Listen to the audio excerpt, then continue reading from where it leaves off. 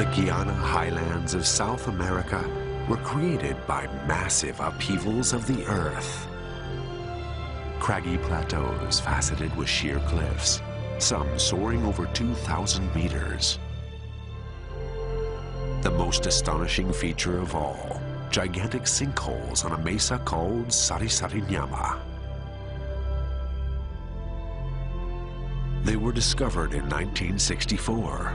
The largest is over 350 meters in diameter and just as deep.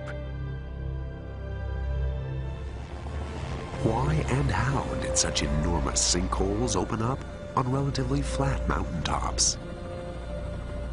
Brewer has constructed the following hypothesis. Sari-Sari-Nyama was protruded from a layer of sandstone.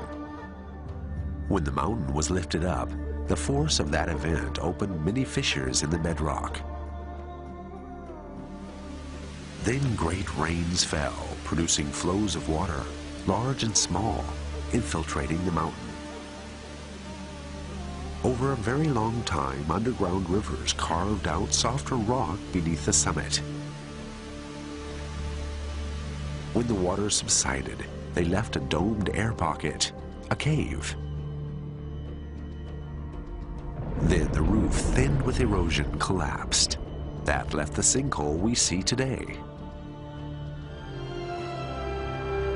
Even now, the underground water conduits of the Table Mountains may be excavating new sinkholes.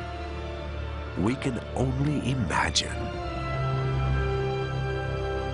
For at this stage of our observations, it is fair to say that we have only glimpsed a fraction of nature's grand design.